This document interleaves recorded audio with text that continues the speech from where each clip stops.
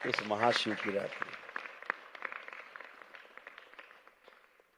एक दिन आती है वर्ष में, 365 दिन में एक दिन। और यह जो महाशिवरात्रि है, महाकुंभ के समापन पर अंतिम स्नान होता है।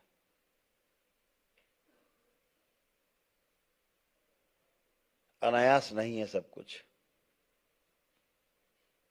सब कुछ ग्रह गोल नक्षत्र के आधार पर है।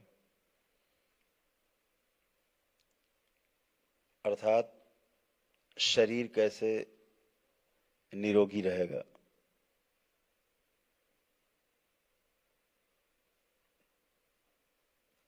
मन कैसे निरोगी रहेगा। जब तक मन निरोगी नहीं होगा, शरीर कभी निरोगी नहीं रह सकता, असंभव है, एकदम नामुमकिन।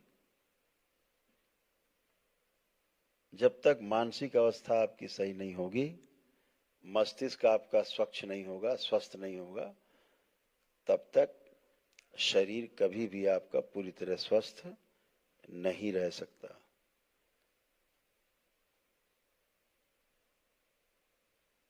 सब कुछ इसी मस्तिष्क में है। यत पिंडे तद ब्रह्मांडे, जो जो कुछ ब्रह्मांड में है वो सब यहीं उपलब्ध है आपके शरीर में। इस संसार में माटी से लेके पानी हो, आग हो, हवा हो, आकाश हो, सोना हो, चांदी हो, तांबा हो, सारी गैस हैं, सारे पदार्थ, नमक हो, सब कुछ इसी शरीर में मौजूद है।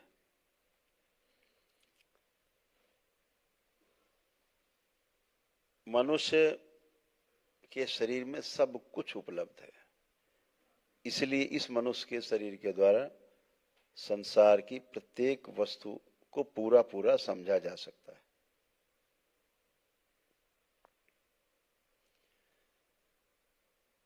समझने के लिए धारणा बहुत आवश्यक है।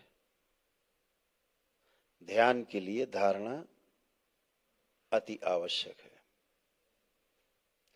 बिना मजबूत धारणा के आप ध्यान में कभी भी उतर नहीं सकते।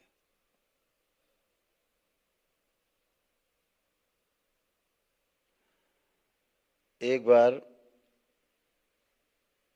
एक महापुरुष थे, उनके पास एक सज्जन आए। जब वो सज्जन आए तो उनके तमाम शिष्य पहले से उन महापुरुष के आसपास बैठे थे। तो उन्होंने पूछा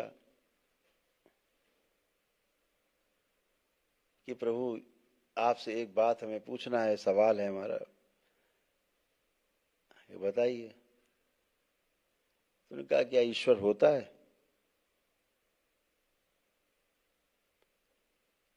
तो उन्होंने कहा कि आप बताओ, आपको क्या लगता है, होता है कि नहीं होता? बोले, हमें तो लगता है कि ईश्वर होता है। तो महापुरुष ने कहा, नहीं, बिल्कुल झूठ बात, ईश्वर बिल्कुल नहीं, है ही नहीं, ईश्वर तो होता ही नहीं। बोले फिर? बोले होता ही नहीं। बोले हम देखते हैं कैसे नहीं होता, भाई हम ढूंढेंगे। चले गए। उसके बाद एक दिन दूसरे सज्जन आए, उनका भी ऐसा ही सवाल था। कथा है कि प्रभु, हम ध्यान साधना करते हैं, ठीक से हो नहीं पा रही, आपसे एक सवाल है, क्या ईश्वर वाकई में होता है? तो उन्होंने कहा कि तुम्हें क्या लगता है, ईश्वर होता है कि नहीं होता? उनका नहीं, हमें तो लगता है कि ईश्वर तो होता है नहीं, होता ही नहीं। बोले बिल्कुल गलत, ईश्वर तो है।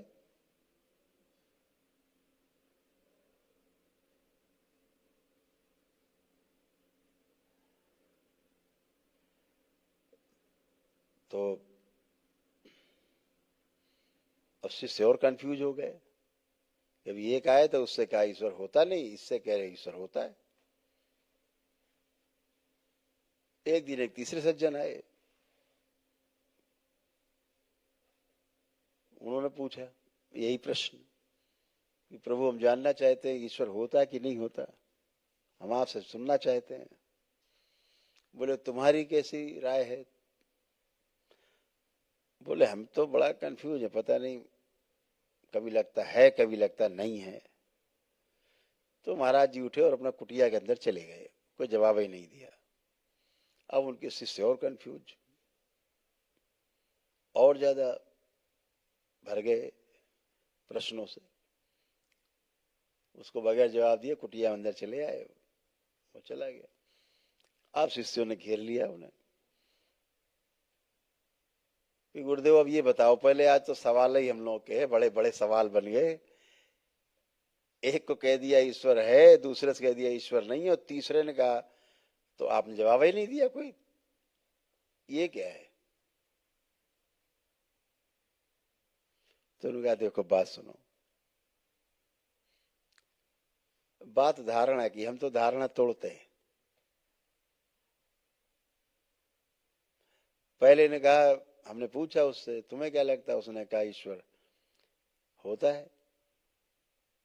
तो हमने तो मान के बैठ गया कि होता है, तो अब जानेगा ही नहीं, जानने का प्रयास ही नहीं करेगा।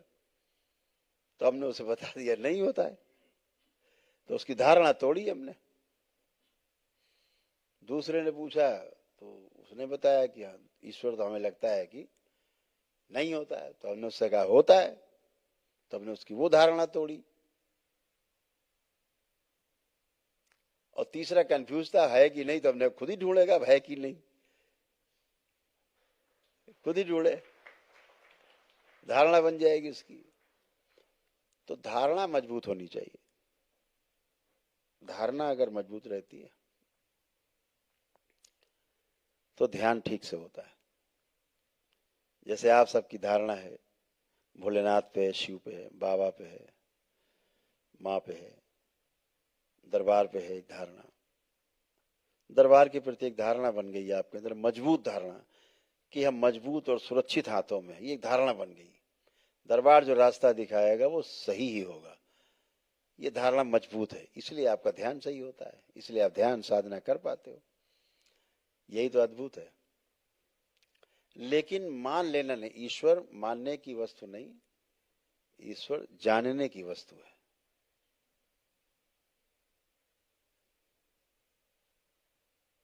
क्योंकि ईश्वर को अगर आप देख भी लो तो आप किससे मिलान करोगे, कैसे जानोगे कि यही ईश्वर है? क्या पता कोट पैंट पहन के टाई लगा के आ जाए सामने, वो कैसे पहचानोगे? वो कहेगा मैं ईश्वर, आप कहोगे जाओ, नहीं तो बहुत मारेंगे भी हम तो ईश्वर तो किसी रूप में आ सकता है,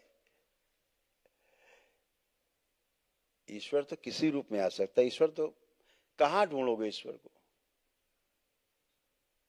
भोलेनाथ को कहां ढूंढने जाओगे? माँ को ढूंढने कहां जाओगे? ईश्वर को कहां ढूंढोगे?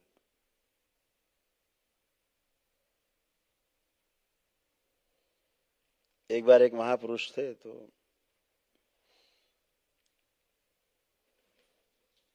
घूम रहे थे गांव गांव, तो एक सज्जन मिले उन्हें। उनका महाराज हमें एक चीज बताओ,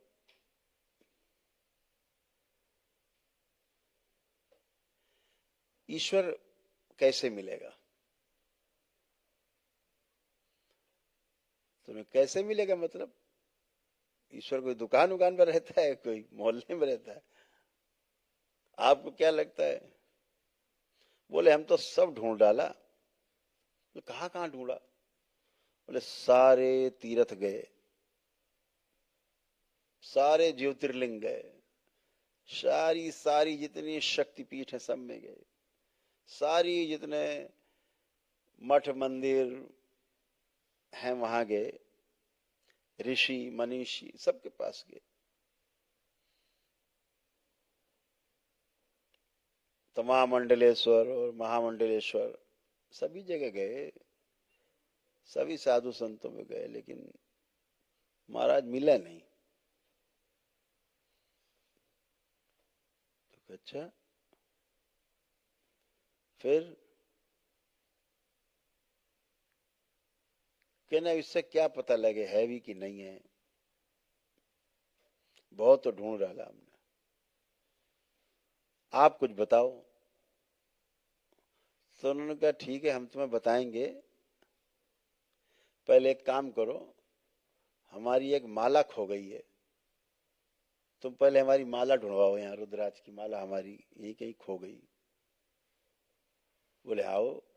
बेचारे लगे ढूंढने, इधर उधर गलियारे में, चारों तरफ मोहल्ले में, ढूंढते रहे ढूंढते रहे ढूंढते रहे, सुबह से शाम हो गई।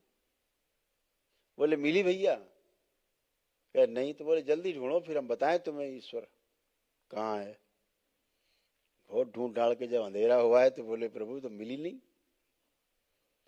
आपने गिराई कहाँ? बोले वो तो कहीं हमारे आश्रम में कुटिया में कहीं पे खोई थी। बोले आप अजीब आदमी, खोई कुटिया में ढूंढवा रहे मोहल्ले में, यहाँ गांव में, ये कौन सी बात हुई? बोले वही तो हम भी तुमसे कह रहे हैं, ईश्वर कहाँ है कुटिया में, तुम ढूंढ बाहर रहे मठ मंदिर में, यही बात तो तुमसे हम कह रहे, यही बात तो कहना चाह रहे कि देखो सबसे नजदीक तुम्हारे कौन है। बोले सबसे नजदीक तो प्रभु आप हैं, सामने दिख रहे। बोले और नजदीक कौन है देखो, इससे भी नजदीक। तो बड़ा ध्यान के बोले इससे नजदीक तो हवा है। फिर और नजदीक देखो कौन है तुम्हारे। कह रहे महाराज और नजदीक तो हमें अपने कपड़े लग रहे, कपड़े हमारे सबसे नजदीक है। तो बोले और देखो जरा गहरे में, और ध्यान दो, देखो सबसे नजदीक कौन है। बोले सबसे नजदीक तो हम अपनी श्वासें लग रही हैं, जो हम ले रहे हैं छोड़ रहे हैं। बोले और देखो गहराई से। बोले हमें अपनी धड़कनें सुनाई दे रही हैं। बोले बस ठीक, तुम ढूंढ लोगे अब तुम्हें ईश्वर मिल जाएगा, अब तुम बिल्कुल सही रास्ते पे हो, बाहर नहीं है, इधर ही दिखेगा, इधर ही समझ में आएगा, ईश्वर जो है वो इधर ही दिखेगा, इधर ही मिलेगा। ईश्वर समझने की वस्तु है, ईश्वर जानने की वस्तु है, ईश्वर सिर्फ मानने की वस्तु नहीं है। जैसे आप दरबार में आए जुड़े तो आपने अनुभव किए, अपने तमाम शारीरिक मानसिक आध्यात्मिक कष्ट लेकर आए, सब निवृत्त हुए उससे, आप सब नष्टीकरण हुआ, तमाम स्मृतियों का, रोगों का, कष्टों का। तो अनुभव किया आपने, जाना दरबार को, माना नहीं, मानने से शुरू किया था, फिर उसको जानना शुरू किया। दरबार हमेशा कहता है जानने की कोशिश करो, तो हमें जानने की कोशिश करना है, जानने पर ध्यान देना है। आज इस महाशिव की जो ये महाशिवरात्रि है, ये बहुत अद्भुत खगोलीय घटना है, बहुत ही अद्भुत क्षण है, एक एक क्षण बेशकीमती है, एक एक क्षण बहुमूल्य है। सो के नहीं गंवाना है ये रात पूरी जागनी है। इस रात में जो जितना जाग लेगा, पूरे 364 दिन जागृत अवस्था में रहेगा। ये ध्यान रखो, बहुत ऊर्जा बरस रही है, बहुत ऊर्जा है। जो बैठ के बिताएगा उसको बहुत ऊर्जा उसके सूक्ष्म शरीर एकत्रित करेंगे। जो लेट के बिताएगा एकत्रित होगी 2-4-5% होगी। तो बैठ के बितानी, खड़े होके चल के बिताओ तो और अच्छा।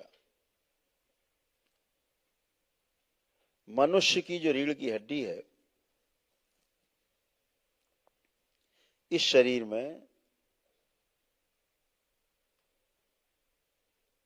सबसे करामाती स्थान वही है जहां हमारी ऊर्जा कुंडलिनी के रूप में गति करती है। हमारे मूलाधार से सहस्रार तक का जो ट्रैक है, जो हमारे चक्र हैं, उनसे होती हुई भेदती हुई चलती है ऊर्जा। आज के दिन यह ऊर्जा आप कुछ करो चाहे न करो, केवल जागो, बैठे रहो या चलो, खड़े रहो, ये ऊर्जा अपने आप अधोगामी से जो नीचे की ओर बह रही है, अपने आप ऊपर की ओर बहने लगती है। सब में ऊपर की ओर बह रही है। आज अद्भुत दिवस है। खराब से खराब आदमी भी, उसकी भी ऊर्जा ऊर्ध्वगामी है। अद्भुत दिवस है आज, महादिवस है, क्योंकि महाशिव की रात्रि है।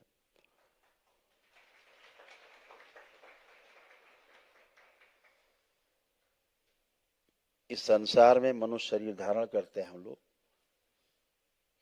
बेहोशी तोड़ने के लिए धारण करते हैं, जाग जाएं हमेशा के लिए इसलिए धारण करते हैं। जाग गए तो 84 लाख योनियों के जन्म मरण के बंधन से सदा के लिए मुक्त हो जाते हैं। सोते रहे तो फिर बेहोशी में मृत्यु और फिर बेहोशी में ही जन्म, यही व्यवस्था है। तो ये शरीर माध्यम है हमारा, इससे इसके साथ खूब कठोरता से कार्य लेना है। जरा भी सुस्त पड़े इसको खड़ा कर दो, खड़े हो, सुस्ती नहीं, खड़े हो, तुम्हें सुलाने के लिए नहीं हम आए हैं साथ में, खड़े हो, ये चलिए, सो रहे उठ के बैठो, बैठाओ, खुद को डांटो, बैठाओ, बैठो उठ के, सोने नहीं आए, बैठो, जागने आए हम। इस धरती पर हम जागने के लिए पैदा हुए, सोने के लिए नहीं। आप जब जागेंगे तो परिवार के सदस्य भी, आपके साथी मित्र भी सब जागने के लिए प्रेरित होंगे आपको देख करके। इसलिए ये जो महाशिव की रात्रि है, इसको जाग करके बितानी है। ये जो ऊर्जा है, यह परम ऊर्जा, यह विशाल ऊर्जा, यह ईश्वरीय ऊर्जा आपके अंदर मचल रही है ऊपर की ओर गति पाने के लिए। अभी जितने भी लोग ध्यान साधना करेंगे, अभी सब उसका प्रसाद चखेंगे, सभी को उसका प्रसाद मिलने वाला है, सभी को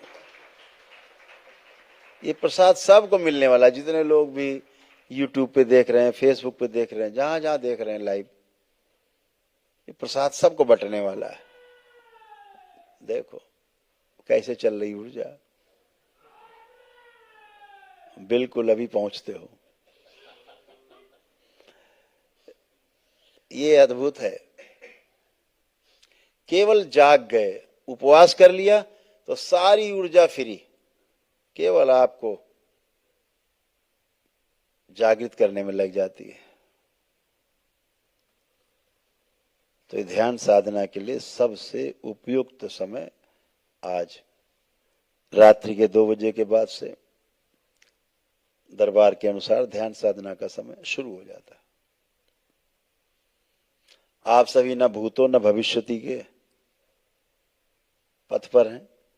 अभी आप सबके ध्यान साधना बहुत तेजी से होने वाले, सभी को आनंद आने वाला है। भजन में बिताना है समय अपना, ध्यान में बिताना है अपना समय। कितना समय बचा है? अभी 3 बज रहे हैं प्रातः काल, रात्रि के मतलब कह लीजिए। अभी ब्रह्म मुहूर्त हो जाएगा 40 मिनट के बाद।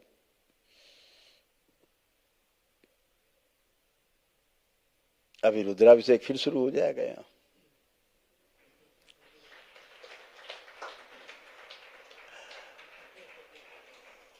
तब तक अपना अपना अभिषेक स्वयं कर लिया जाए। जैसे शिव का अभिषेक करते हैं, माँ का करते हैं, अब आज अपना अभिषेक करना है सबको। तो अविरल धारा जो है मचल रही है अंदर, आपको यात्रा कराने के लिए ब्रह्मांड की, आज उसका स्वाद चखना है आपको। तो ये महाशिवरात्रि है, हमारे महापुरुषों ने इसके बारे में बहुत बहुत कुछ कहा है। तमाम प्रकारांतर से अलग अलग किस्से कहानी हैं। किस्से कहानी तर्क हैं, तर्क के द्वारा समझने के लिए हैं। तो समझने के लिए हम तर्क का सदुपयोग करते हैं। जब समझने के लिए हम तर्क का सदुपयोग करते हैं तो वो तर्क जो है वो तर्क संगत होता है। लेकिन जब हम ठान के बैठे होते कि हमें नहीं समझना है तो वो तर्क फिर कुतर्क बन जाता है और आदमी कहीं नहीं पहुंचता। वो तो ठाने कि हमें तो विरोध ही करना है, तो वो स्वयं का विरोध करता है। विरोध स्वयं का ही होता है, विश्वास स्वयं पर ही होता है। हमेशा ध्यान रखिए, हम किसी का दूसरे का विरोध कर रहे होते हैं अर्थात हम अपना विरोध कर रहे होते हैं। हम किसी पर विश्वास कर रहे होते हैं अर्थात हम अपने ऊपर विश्वास कर रहे होते हैं। मेरे अंदर बहुत विश्वास है, ट्रस्ट है खुद के ऊपर, इसलिए हम दूसरे पर ट्रस्ट कर पाते हैं, विश्वास कर पाते हैं। तो अपने विश्वास को खूब बढ़ाना है, स्वयं पर विश्वास मजबूत करना है। तो स्वयं पर विश्वास होगा कैसे? जब समाधान आपको दिख जाएगा, किसी प्रश्न का उत्तर दिख जाएगा, किसी समस्या का समाधान दिख जाएगा, तो आपका विश्वास अपने आप बढ़ जाएगा। कोई समस्या आपके सामने आई, आपको उसका समाधान दिख गया, तो आपने वो ट्रस्ट आ जाएगा, अरे ठीक है कर लेंगे। तो हमेशा समाधान की तरफ जाना है, समाधान ढूंढना है। केवल प्रश्न के ही जंगल में नहीं उलझना है, हमें समाधान की ओर जाना है, समाधान पे ध्यान देना है।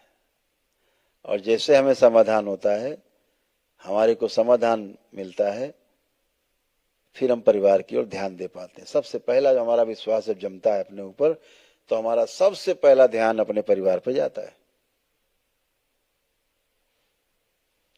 परिवार पर जैसे ही ध्यान जाता है तो परिवार को समृद्ध करने का भाव सबसे पहले आता है।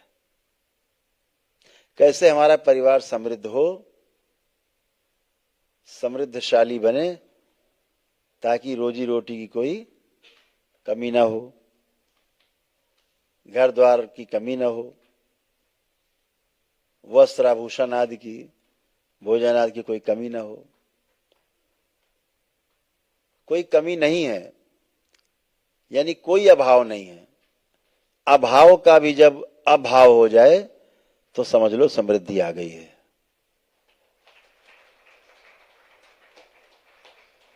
समृद्धि का, प्रॉस्पेरिटी का अर्थ ये नहीं है कि इतनी संपत्ति हो जाए कि आपको पता ही ना हो कि कितनी संपत्ति हमारे पास है। समृद्धि का ये अर्थ कदापि नहीं है, ये है दरिद्रता है, स्वयं पर विश्वास नहीं है। इसलिए बहुत सामान इकट्ठे करने की जद्दोजहद है, ये स्वयं पर विश्वास को कम दिखाता है। स्वयं के लिए अगर केवल अकेले के लिए कोई व्यक्ति इतना प्रयासरत है, इतना इकट्ठा करना चाहता है कि इसकी 700 पुश्तें भी खाती रहें, तो समझो इसको अपने ऊपर विश्वास नहीं है।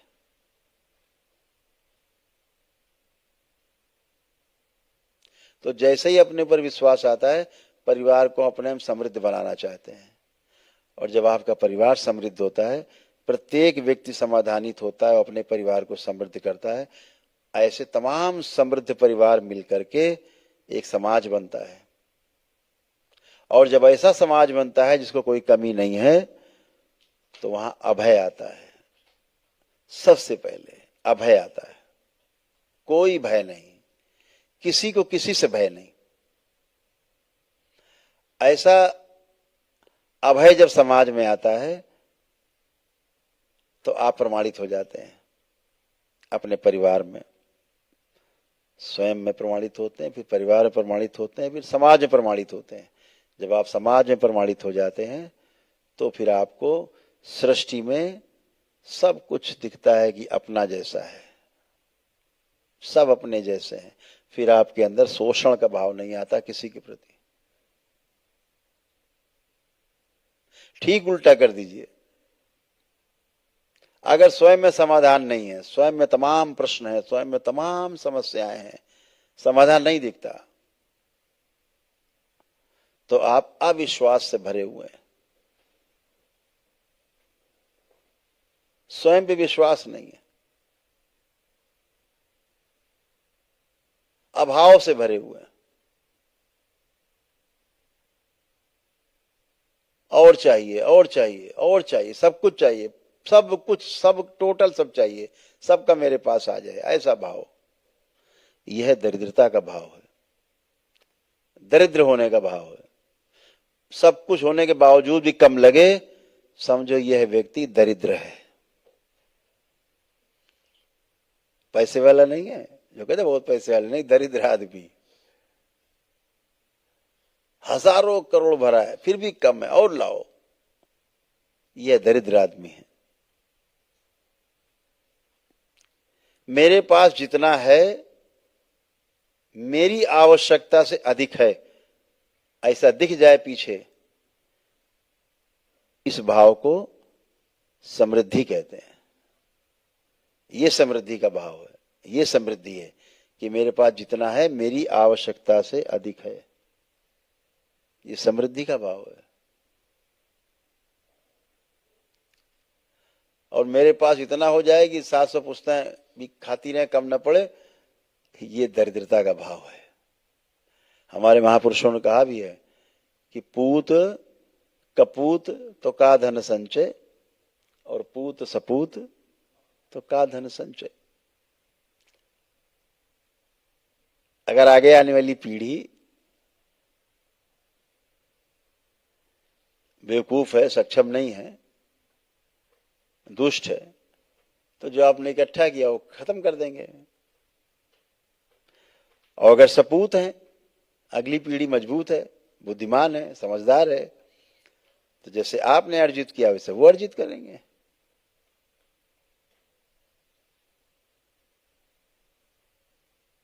महापुरुषों ने सब कुछ कह डाला, अनुभव के आधार पर कहा। तो ठीक उल्टा क्या हुआ कि जब स्वयं में समाधान नहीं है, स्वयं पर विश्वास नहीं है, तो परिवार में समृद्धि कभी नहीं आएगी, परिवार में कलह होगी। ऐसा आपका टूटा फूटा परिवार, ऐसे तमाम टूटे फूटे परिवार मिलकर के जब समाज बनेगा तो सब में अभाव रहेगा, सब एक दूसरे का लूटने की कोशिश करेंगे, तो भय बना रहेगा पूरे समाज में। और समाज में भय रहेगा तो आपके अंदर शोषण का भाव रहेगा। आप सिर्फ शोषण कर सकते हैं, फिर पोषण का भाव नहीं रहेगा। इसलिए स्वयं पर विश्वास होना बहुत आवश्यक है।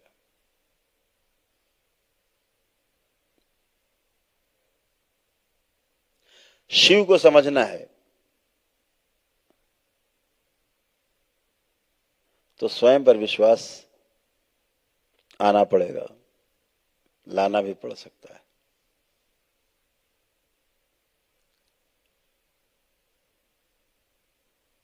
और कोई रास्ता नहीं शिव को समझने के लिए।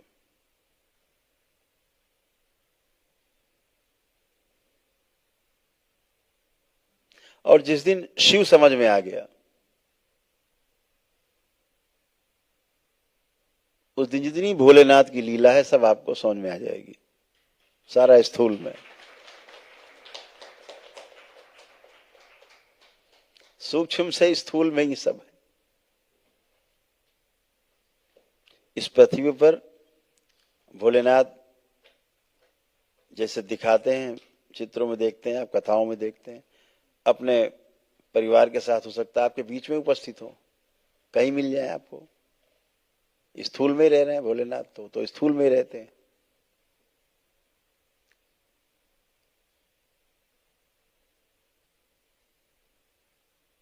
लेकिन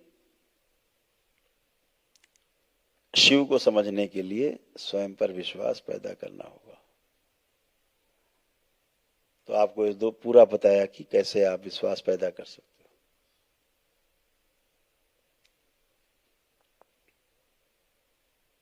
आज हमारे जितने भी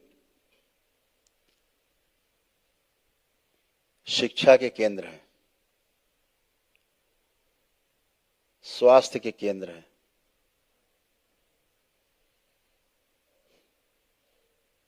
न्याय के केंद्र हैं, ये सब पहले पूरी तरह से मुफ्त थे, फ्री ऑफ कॉस्ट थे, सेवा के क्षेत्र थे ये। आज ये क्षेत्र मेवा के क्षेत्र बने हुए हैं, हर आदमी की पहुंच से।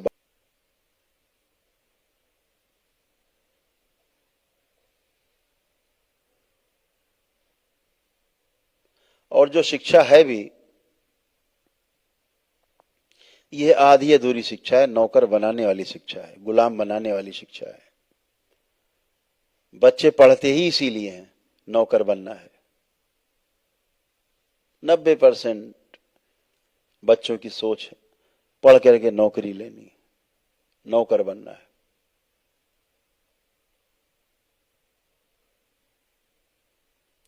अगर आप पूछो बच्चे से नौकर बनना चाहते हो कि मालिक, तो जवाब आएगा कि मालिक बनना चाहते हैं।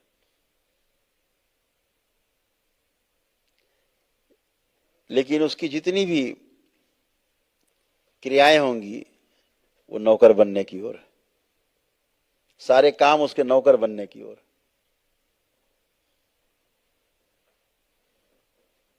एकदम उल्टा, द्वंद्व में जी रहे हैं बच्चे। जो द्वंद्व में जिएगा, ड्युअलिटी में जिएगा जो व्यक्ति, जो बच्चा, वो कभी स्वस्थ नहीं रह सकता, और जो स्वस्थ नहीं रह सकता वो सुंदर नहीं हो सकता। तो न स्वस्थ होगा न सुंदर होगा, तो हमारा देश भी न स्वस्थ रहेगा न सुंदर रहेगा। इस युवा शक्ति को स्वस्थ भी रखना है और सुंदर भी बनाना है। उसके लिए मूल्य शिक्षा का होना बहुत आवश्यक है। पहले जो मूल्य शिक्षा थी, जो हमारी वैल्यूज थी, जो ह्यूमन वैल्यूज थी, वो हमारे दादा दादी से हमें मिल जाती थी। दादा दादी बिल्कुल पका हुआ फल होते थे, अनुभव का खजाना। बच्चों का समय सबसे ज्यादा अपने दादा दादी के पास ही बीतता था। संयुक्त परिवार में दादा दादी बच्चों का केंद्र होते थे, और दादा दादी का जो आचरण है, अनुभव के कारण स्थिरता में रहते थे। तो बच्चों में सीधे दादा दादी का जो आचरण होता था, सीधे ट्रांसफर हो जाता था, बिना बोले भी ट्रांसफर हो जाता था।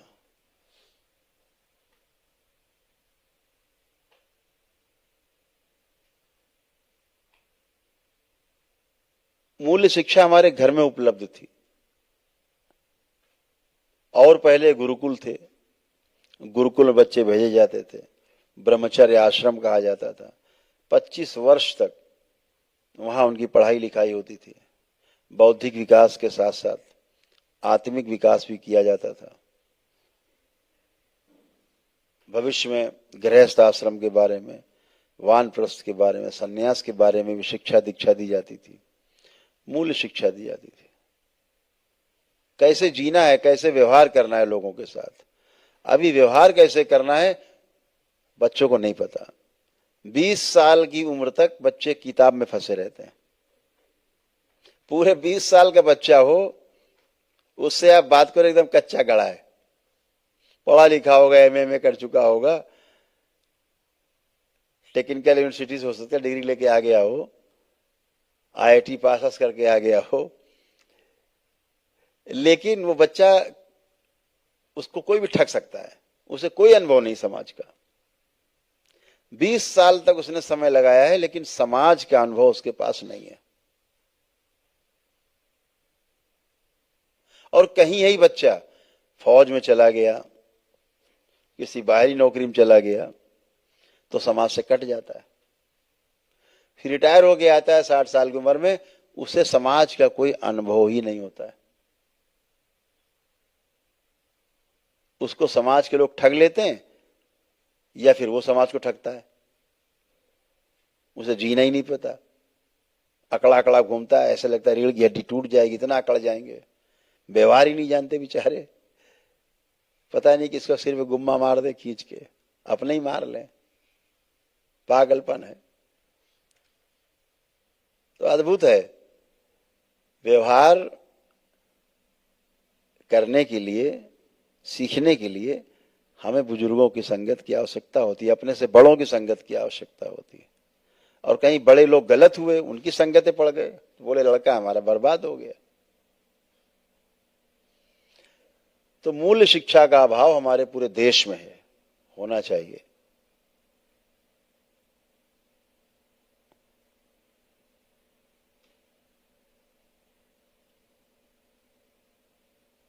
पेड़ पौधों से हमारा क्या संबंध है, किस वृक्ष से, किस पौधे से हमारा क्या संबंध है, किस पशु से, किस पक्षी से हमारा क्या संबंध है, धरती में कौन कौन सी ऐसी चीजें जिनसे हमारा सीधा संबंध है, ये समझना होगा। जैसे ही आप समझ लेते हैं, उससे आपको प्रेम हो जाता है, स्नेह हो जाता है, फिर आप उसका शोषण नहीं करते, उसे आप बर्बाद नहीं करते। आप जानते हैं कि पीपल का वृक्ष, बरगद का वृक्ष सबसे ज्यादा ऑक्सीजन उत्सर्जित करता है। तो आपके अंदर भय रहता है, आप पीपल का पेड़ नहीं काटते, आप बरगद का पेड़ नहीं काटते।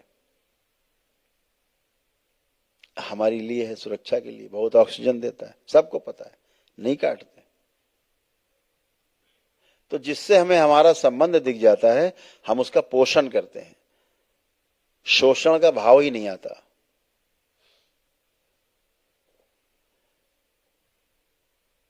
तो अपने ऊपर, स्वयं के ऊपर विश्वास रखना है, अपने बच्चों को प्रेरणा देना है, आगे बढ़ाना है बच्चों को।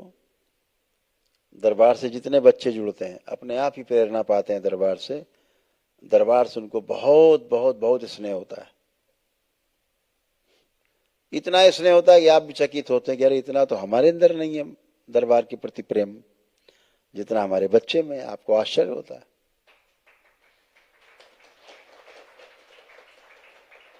क्योंकि वो सीखने की उम्र में है, बच्चा सीखना चाहता है।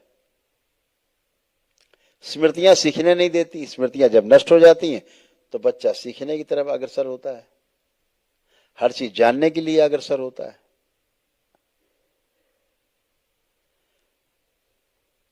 तो सही और गलत क्या है वो समझ पाता है। जब सही और गलत ऊर्जा के बारे में समझ पाते हैं, तो फिर हम सही और गलत को समझ करके सही ऊर्जा से जुड़ाव करते हैं, और सही ऊर्जा से जुड़ करके हम अपने अंदर जो हमारा विश्वास है उसको और बढ़ा लेते हैं, और बड़ा कर लेते हैं। जितना हमारा स्वयं के प्रति विश्वास बढ़ता जाता है, जितना समाधान हमको नजदीक दिखता जाता है, जितना हम समाधानित होते जाते हैं, जितनी जल्दी हम समाधि को प्राप्त हो जाते हैं, इच्छा विचार आशाएं शून्य हो जाती हैं। और इच्छा विचार आशाओं के शून्य होते ही एक द्वार खुलता है। वो द्वार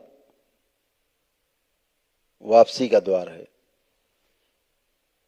जिधर से आए थे उधर वापस जाने का द्वार है। अपने महास्रोत का द्वार खुलता है, अपने महास्रोत का रास्ता दिखता है वापसी का, और हम वापसी कर पाते हैं। जितना विश्वास बढ़ता जाता है, जब इच्छा विचार आशाओं से हम शून्य हो जाते हैं तो तेजी से गति करते हैं। जब आप ध्यान साधना करते हैं, दरबार आपको भूतकाल से और भविष्य तोड़ देता है, आपको वर्तमान में रखता है और आपको यात्रा कराता है ब्रह्मांड की। अभी आप सब वही यात्रा करने वाले हैं। तो इसके पहले कि ब्राह्मण देवता लोग आ जाएं अपना रुद्राभिषेक के लिए, हम लोग ध्यान की प्रक्रिया में आज उतरेंगे। सभी लोग आराम मुद्रा में पालथी लगा लें। केवल वज्रासन में नहीं बैठना है, सिद्धासन, पद्मासन लगा सकते हैं। पद्मासन या सिद्धासन या सुखासन, जो भी आराम से बैठ सकें पलथी मार के।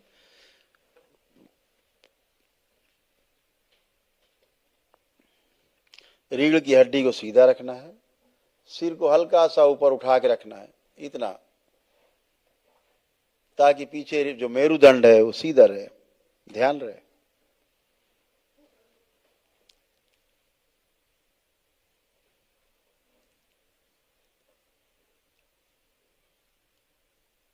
मनुष्य का ही केवल मेरुदंड सीधा होता है, ध्यान रखो।